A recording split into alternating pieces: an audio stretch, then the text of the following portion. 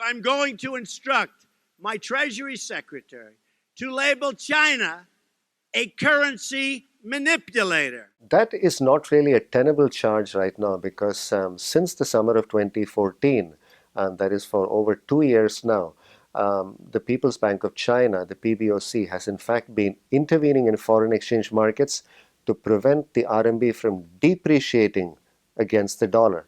So in fact, the PBOC is doing the US a favor by not letting the currency depreciate too fast, because that would make Chinese exports even more competitive. So right now, the notion of China being a currency manipulator in order to gain an advantage on trade just does not have a strong economic basis.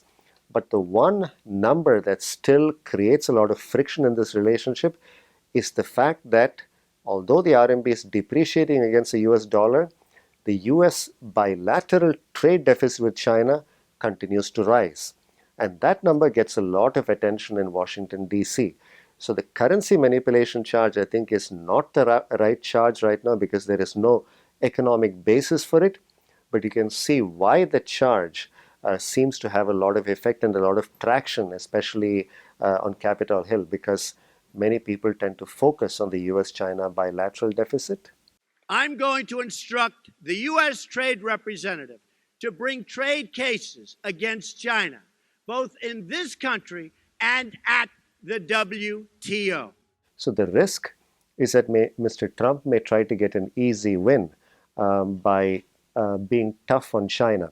Now, he may not impose 45% tariffs, but I think even the notion of imposing any tariffs would certainly invite an aggressive reaction from China. So it could very easily escalate into a tit-for-tat battle with both sides taking very tough trade actions.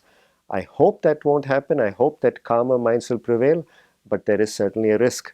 And if that risk comes to pass, it's going to make the business climate in China and the US much more difficult for companies that are operating in the two countries. It is going to make cross-border trade as well as investment flows much more complicated. So it could substantially affect the economic relationship between the two countries. Whether it's producing steel, building cars, or curing disease, I want the next generation of production and innovation to happen right here on our great homeland, America, creating wealth and jobs for American workers.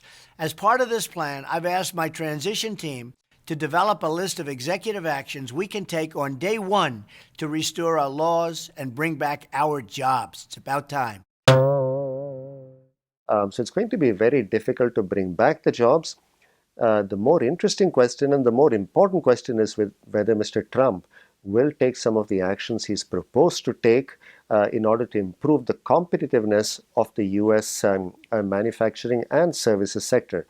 He's talked about improving the infrastructure, putting in place a variety of tax reforms, putting in place regulatory reforms.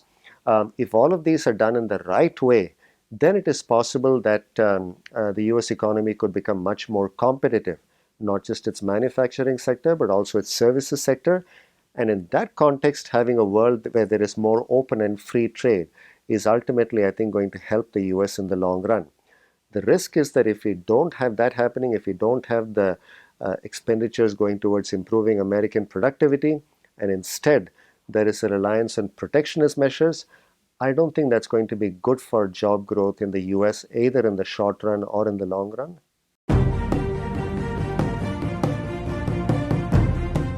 It's a lot easier, a lot more tempting to say that free trade is the real problem.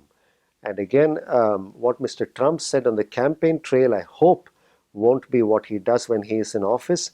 But if he were to carry through on those policies, and there is certainly a chance that he might, that I think is not going to be good for the US economy or for the international trading system.